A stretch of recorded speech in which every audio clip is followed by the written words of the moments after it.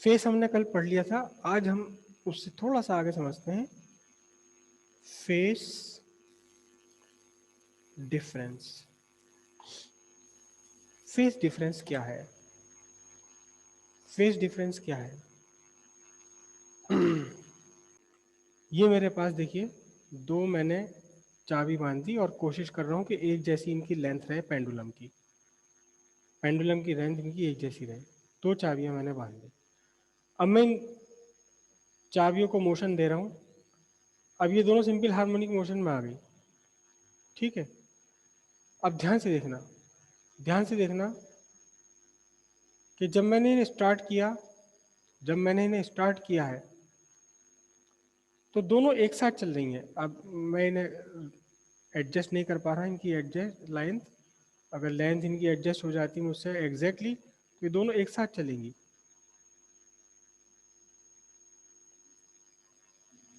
दोनों के मोशन में आप डिफरेंस देख रहे हैं, आगे पीछे हो गया मोशन इनका, है ना। लेकिन अगर मैं इन्हें बहुत संभाल के चलाऊं, जो मैं अभी कर नहीं पा रहा हूं, और दोनों की लेंथ मैंने एक जैसी मेंटेन करी है, तो क्या होगा, ये दोनों की दोनों एक साथ ही मूव करेंगी। यानी या तो दोनों एक साथ अपनी एक्सट्रीम पोजीशन पर, दोनों एक साथ अपनी मीन पोजीशन पर, फिर दोनों एक साथ अपने नेगेटिव एक्सट्रीम पोजीशन पर, है ना।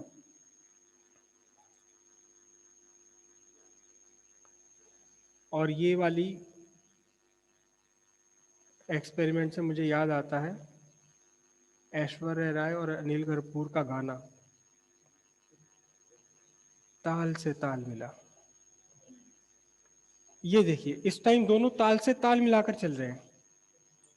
ध्यान से देखना, दोनों का मोशन एक जैसा लगभग, दोनों का मोशन लगभग लगभग, मैं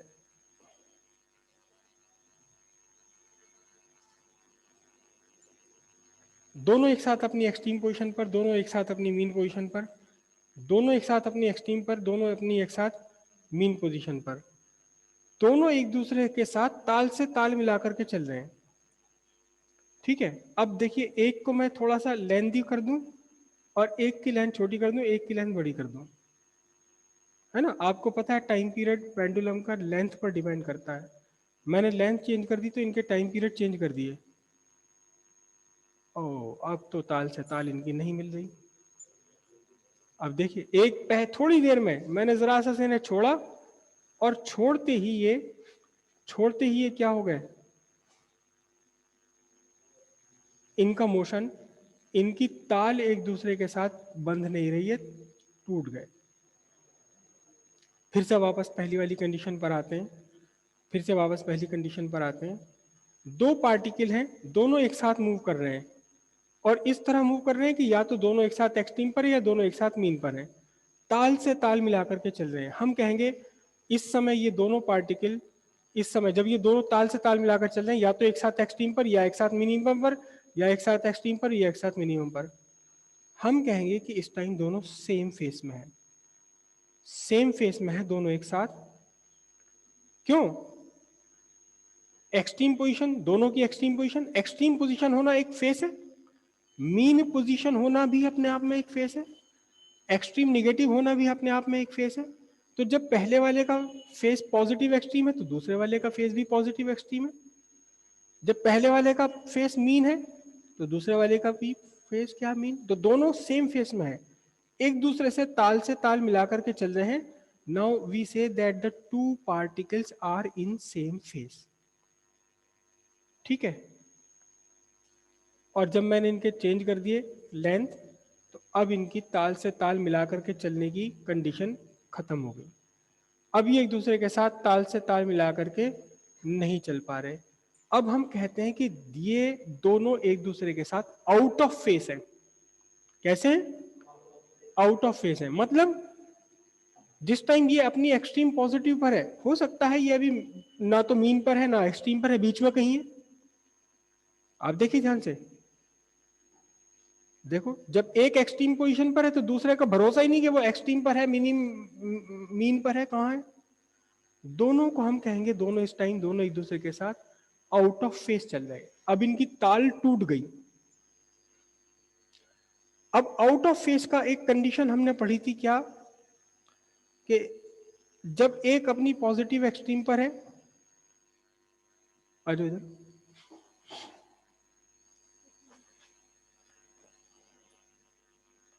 इसे अपनी तरफ रखता हूं, ये इस टाइम दोनों देखो, एक अपनी एक्सट्रीम पॉजिटिव पर है, दूसरा अपना एक्सट्रीम, अब थोड़ा आगे लाओ, एक्सट्रीम निगेटिव पर है। अब उल्टे चलेंगे हम दोनों, उल्टे चलेंगे, चलो चलो, हाथ में पकड़े रखो इसे, चलो उल्टे चलो। दोनों अपनी मीन पोजीशन पर है, लेकिन ये तो जा रहा है पॉजिटिव डायरेक्शन में, ये जा रहा है निगेटिव डायरेक्शन में, चलो आगे चलो। अब दोनों अपनी अपनी एक्सट्रीम पर है, लेकिन एक पॉजिटिव एक्सट्रीम पर है तो दूसरा निगेटिव एक्सट्रीम पर है, फिर वापस आओ, चलो। अब दोनों मीन पोजीशन पर आ गए, लेकिन चल रहे हैं अलग अलग डायरेक्शन में।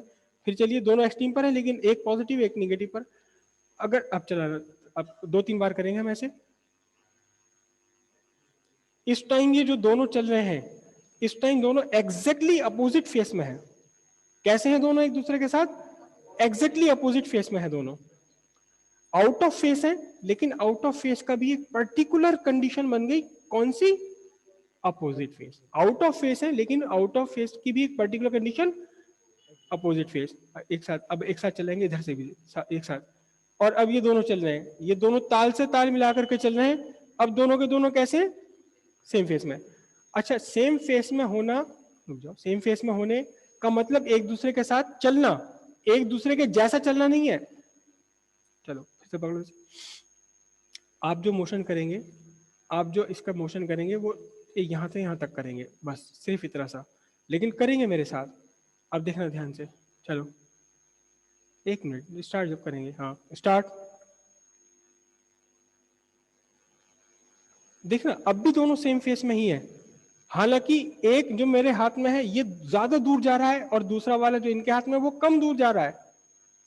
ये देखिए, ये ज्यादा दूर जा रहा है अपनी, हाँ, मतलब एक पहला वाला ये अपनी पकड़ो, ये अपनी पॉजिटिव एक्सिस पर है, तो ये भी पॉजिटिव लो, यहाँ वाला, दोनों अपनी अपनी पॉजिटिव एक्सट्रीम पर है, लेकिन इसकी पॉजिटिव एक्सट्रीम कुछ और है, इसकी पॉजिटिव एक्सट्रीम कुछ और है। अब भी सेम फेस में ही कहा जाएगा दोनों को, दोनों ही अपनी अपनी पॉजिटिव एक्सट्रीम पर हैं, दोनों मीन पोजीशन पर आ गए, दोनों ही अपनी अपनी नेगेटिव एक्सट्रीम पर पहुंच गए। हालांकि दोनों के नेगेटिव एक्सट्रीम अलग अलग है, लेकिन अब भी दोनों को क्या कहा जाएगा? They are vibrating in same phase. अगर ऐसे हो, यहां रखो यहां, और ये यहां है, एक अपनी नेगेटिव एक्सट्रीम पर है, दूसरा अपनी पॉजिटिव एक्सट्रीम पर है, दोनों एक दूसरे के अपोजिट फेस में। आउट ऑफ फेस है, लेकिन अपोजिट, आउट ऑफ फेस का भी कौन सा पर्टिकुलर केस? Opposite face. छोड़ दे जरा इसको, छोड़ दीजिए, 1 मिनट 1 मिनट, ऐसे दूर से छोड़ना ना, आप छोड़ दीजिए, छोड़, चलो चलो मैं कर लूँ, छोड़। अब ये दोनों कैसे एक दूसरे के साथ ही आउट ऑफ फेस हो गए। चलिए मैं कर, ये एक दूसरे के साथ इस टाइम आउट ऑफ फेस है, ना एग्जैक्टली अपोजिट फेस में है, ना एग्जैक्टली सेम फेस में है। कैसे है? आउट ऑफ फेस है। एक साधारण लैंग्वेज में बात करूं तो ताल से ताल, ताल से ताल न मिलना फेस डिफरेंस कहलाता है। वाइब्रेशन करते समय दो पार्टिकल, याद रखना कि हमेशा ये फेस डिफरेंस या तो टू पार्टिकल्स के बीच में होगा, या टू डिफरेंट टाइम इंस्टेंट पर होगा। अभी हम इसको करेंगे।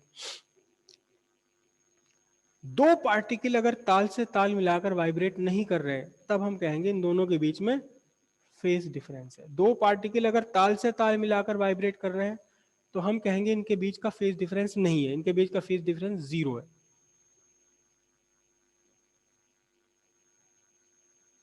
और ताल से ताल न मिलना, ताल से ताल न मिलना, इसे फिजिक्स में बोलते हैं लैक ऑफ हार्मनी।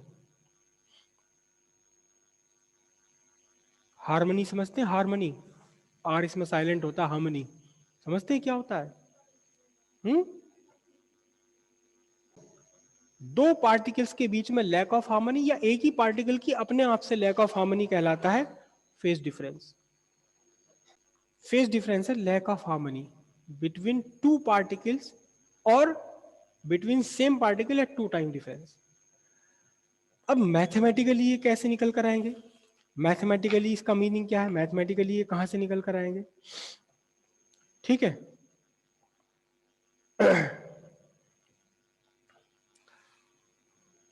तो पहले हम फाइंड करेंगे phase difference. Phase difference between two particles at dx distance from each other. एक दूसरे से dx डिस्टेंस पर. अब इसका मतलब क्या हुआ समझ लीजिए. पहले ये मैं एक मीडियम है, मीडियम की मीन पोजीशन बना रहा हूं, और जब आपने इस मीडियम के अंदर एक वेव इस्टेब्लिश कर दी तो किसी इंस्टेंट पर मीडियम के पोजीशन, पार्टिकल्स की पोजीशन ये थी. जब आपने इस मीडियम के अंदर क्या बना दी? एक वेव बना दी, वेव इस्टेब्लिश कर दी.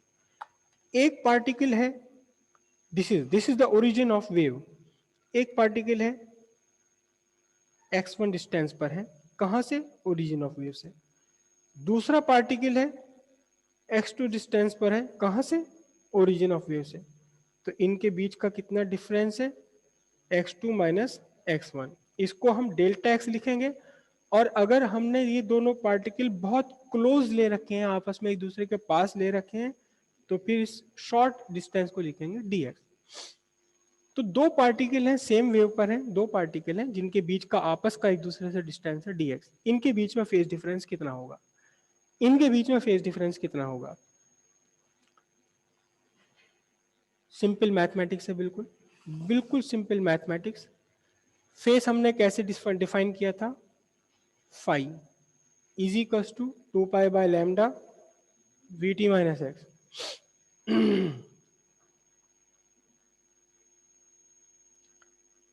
Differentiating with respect to position. Phi को डिफरेंशिएट कर दिया पोजीशन के रेस्पेक्ट में, तो दूसरी साइड भी डिफरेंशिएट कर दिया पोजीशन के रेस्पेक्ट में.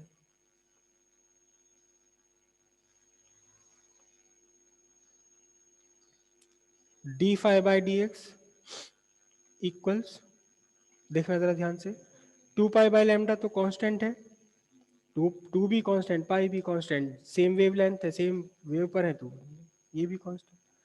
अब डिफरेंशिएशन किसका रह गया? डिफरेंशिएशन रह गया वीटी माइनस एक्स. खेल करें या डायरेक्ट लिख दूं? खेल करें.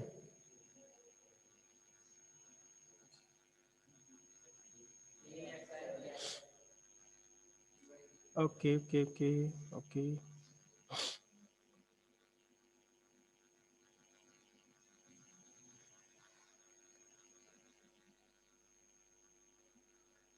वी कांस्टेंट है,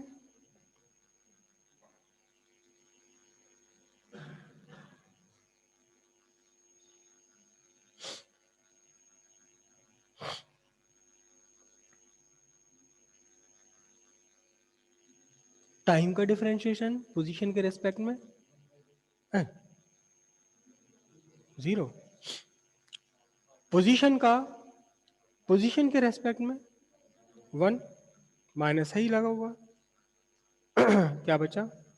आपके पास बचा d phi by d x equals minus 2 pi by lambda. थोड़ा सा मैं इसको और मॉडिफाई कर लूं, minus 2 pi by lambda d x.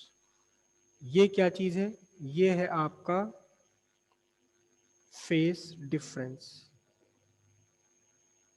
Minus 2 pi by lambda d x. D x है दोनों पार्टिकल्स के बीच का distance, position distance, position distance, दोनों पार्टिकल्स के बीच पोजीशन डिस्टेंस. क्या कह सकते हैं इस dx को? ध्यान से समझना, देखो एक एक वर्ड पर ध्यान रखना. वेव चली O से, origin, O is the origin of wave. Wave चली, यहां चली, यहां तक पहुंचने के लिए इसे कितना रास्ता तय करना पड़ा? कितना पाथ इसे तय करना पड़ा? x1. उसी वेव को दूसरे पॉइंट तक पहुंचने के लिए कितना रास्ता तय करना पड़ा? x2 x2 में से x2 सबट्रैक्ट कर दें तो क्या आता है? dx। पहले बार dx तो लिखा हुआ ही है। पहली वाले पॉइंट तक चलने के लिए पाथ, कितना लंबा पाथ इसे चलना पड़ा? x1। दूसरे पॉइंट तक चलने के लिए कितना लंबा पाथ चलना पड़ा? तो x2 में से x1 अगर मैं सबट्रैक्ट कर दूं तो ये क्या चीज है? ये डिस्टेंस बिटवीन, मतलब उन दोनों पार्टिकल के बीच की डिस्टेंस। त्यागी जी वो तो दिखाई दे ही रहा है, मगर इसे कहेंगे क्या? यहां तक सपोज मैं इस पार्टिकल को P1 कहता हूं, इस पार्टिकल को P2 कह रहा हूं। P1 तक चलने के लिए पाथ, कितना पाथ चलना पड़ा? x1। P2 तक पहुंचने के लिए कितना पाथ चलना पड़ा? x2। तो x2 में से x1 को मैं सबट्रैक्ट कर दूं तो डेल्टा एक्स। अरे भाई डेल्टा x को कहेंगे क्या? अरे देखो मैं आंसर आपको बता रहा हूं। मेरा सवाल यही है कि x2 माइनस x1 को कहेंगे क्या? Sir distance difference. फिर से ध्यान से सुनो, मैं आपको आंसर बता रहा हूं। आंसर बता रहा हूं मैं आपको, आंसर। और आंसर यह लिखा हुआ ही है एज यूजुअल। P1 तक पहुंचने के लिए पाथ चलना पड़ा x1, P2 तक पहुंचने के लिए पाथ है x2। तो x2 में से x1 का जो डिफरेंस बना इसको क्या कहा जाए? Path difference. पाथ डिफरेंस कहा जाएगा। देखो त्यागी जी वहां दूर बैठ के भी समझ गए। इसे क्या कहा जाएगा? Path difference. Tyagi is are very smart.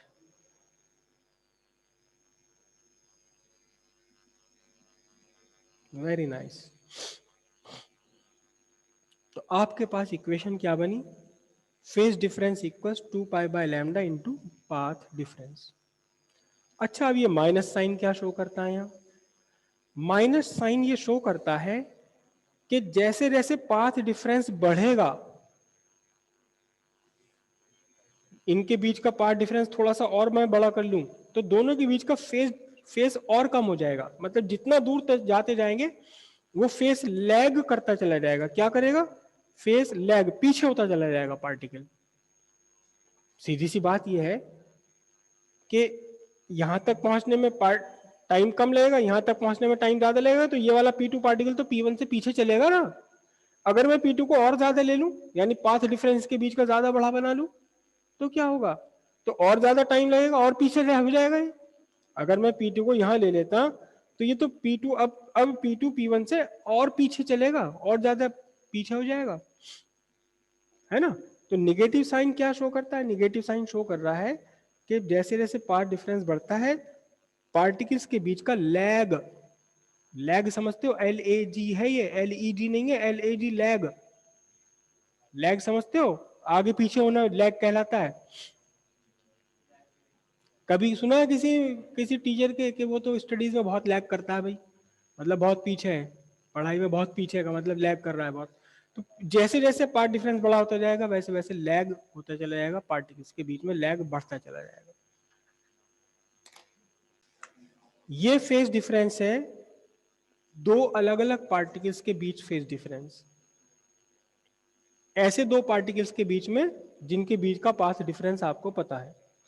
अच्छा इसी फॉर्मूले से आप, अगर आपको पाथ डिफरेंस पता है दो पार्टिकल्स के बीच में तो उनके बीच फेज डिफरेंस आप पता लगा सकते हो। दो पार्टिकल्स के बीच का अगर फेज डिफरेंस आपको पता है तो उनके बीच पाथ डिफरेंस भी आप पता लगा सकते हो, है नहीं? अब जरा पता लगाएं। हाँ हाँ जी, ये वेव, और मैं यहाँ एक वेव बना रहा हूँ। इस मीडियम में आपने वेव स्टैब्लिश कर दी। कोशिश करूँगा ठीक ठीक सी बनाऊँ, हालांकि मुझसे गड़बड़ हो जाती है बनाने में।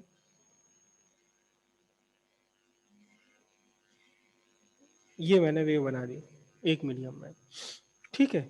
ये वेव का ओरिजिन, ओके। अब देखना जरा ध्यान से। वेवलेंथ आप समझते हैं, क्रेस्ट से क्रेस्ट के बीच का डिस्टेंस होता है। ये वेवलेंथ, ये क्या है? एक वेवलेंथ। ट्रफ से ट्रफ के बीच का डिस्टेंस भी वेवलेंथ होता है। हालांकि वेवलेंथ मैं गलत बता रहा हूँ, क्रेस्ट से क्रेस्ट और ट्रफ से ट्रफ के बीच का नहीं होता वेवलेंथ, वेवलेंथ की डेफिनेशन कुछ और है। अच्छा ये मीन पोजीशन पर है, ये मीन पोजीशन पर है, लेकिन ये तो चल रहा है, ये चल रहा है डाउनवर्ड तो ये चल रहा है अपवर्ड, लेकिन ये दोनों एक जैसे चल रहे हैं। अगर ये डाउनवर्ड है तो ये भी डाउनवर्ड है। एक्चुअल में distance between two particles in same phase of vibration is the phase wavelength. ये पॉजिटिव एक्सट्रीम पर है, ये भी पॉजिटिव एक्सट्रीम पर है, तो दोनों सेम फेस में है। दो एडजेसेंट पार्टिकल जो बिल्कुल सेम फेस में वाइब्रेट कर रहे हैं, इनके बीच का डिस्टेंस कहलाता है लैम्डा। ये अपनी एक्सट्रीम नेगेटिव पर, ये एक्सट्रीम नेगेटिव पर, दोनों सेम फेस में है, एडजेसेंट। ये नहीं कि इसके एक छोड़ के ये वाला ले लो, एडजेसेंट, तो इनके बीच का डिस्टेंस भी, ये मीन पोजीशन पर, ये मीन पोजीशन पर, इसका मोशन एक जैसा, तो इनके बीच का डिस्टेंस वेवलेंथ। ऐसा भी हो सकता है आप यहां से पार्टिकल ले लो, यहां से पार्टिकल ले लो, जिस फेस में ये है उसी फेस में ये वाला पार्टिकल भी है, तो इनके बीच का फेस डिफरेंस। अब देखना जरा ध्यान से, अब देखना जरा ध्यान से, एक तो मैंने ये वाला पार्टिकल लिया P1, दूसरा पार्टिकल लिया P2, तीसरा पार्टिकल लिया मैंने P3, चौथा पार्टिकल लिया मैंने P4। P1 और P2 के बीच में डिस्टेंस लैम्डा, P1 और P3 के बीच में डिस्टेंस 2 लैम्डा, P1 और P4 के बीच में डिस्टेंस कितना 3 लैम्डा। अब देखना जरा, phase difference d phi is equal to 2 pi by lambda dx। मैंने निगेटिव छोड़ दिया, अक्सर निगेटिव छोड़ देते हैं हम, क्योंकि निगेटिव तो केवल लैग को रिप्रेजेंट करता है, ठीक है। For P1 and P2, P1 P2 के लिए जब आप लगाओगे तो देखना जरा, d फाई कितना बैठेगा 2 pi by lambda into lambda कितना बैठेगा 2 पाई। P1 एंड P3 लोगे तो d फाई कितना बैठेगा देखना जरा, 2 pi by lambda into 2 lambda कितना बैठेगा 4 पाई। जब आप P1 और P4 लेंगे तो अब d फाई कितना बैठेगा 2 pi by lambda into 3 lambda कितना हो गया 6 पाई। देखो तो सही क्या बन रहा है ये। अगर आपका पाथ डिफरेंस है n lambda, 1 lambda 2 lambda 3 lambda, तो सिंपल सी बात है फेज डिफरेंस कितना होगा, फेज डिफरेंस होगा 2n लैम्डा, है ना। मैं इसको ऐसे लिखता हूं, 2n लैम्डा नहीं 2n pi, n into 2 pi, integral multiple of 2 pi, multiple of 2 पाई जब पाथ डिफरेंस होगा। अगर by the way path difference एक पार्टिकल का खुद इसी पार्टिकल का इसी के साथ आपने ले लिया, तो अगर पाथ डिफरेंस आपका लैम्डा है, P1 एंड P2, P1 और P1 के साथ ही ले लिया आपने, तो d फाई कितना बैठेगा बोलना जरा 2 पाई बाय लैम्डा, बीच का डिस्टेंस तो इनका कितना है 0, तो इज इक्वल टू क्या बनेगा 0 ही बनेगा। तो अगर आपका फेज डिफरेंस है लैम्डा 2 लैम्डा 3 लैम्डा, और तो फेज डिफरेंस होगा 2 पाई 0, 2 पाई 4 पाई 6 पाई। अब देखना जरा ध्यान से, दोनों पार्टिकल सेम फेस में है, P1 P2 एक दूसरे के साथ सेम फेस में, P1 और P3 एक दूसरे के साथ सेम फेस में, P1 और P4 भी एक दूसरे के साथ सेम फेस में। सिंपल सी बात यह है कि if dx equals n lambda और d phi equals n into 2 pi, then particles are in same phase of vibration। कोई भी दो पार्टिकल जिनके बीच का डिस्टेंस, जिनके बीच का पाथ डिफरेंस n लैम्डा हो या फेज डिफरेंस 2n पाई हो, तो दोनों एक दूसरे के साथ कैसे वाइब्रेट कर रहे हैं, सेम फेस में वाइब्रेट कर रहे हैं।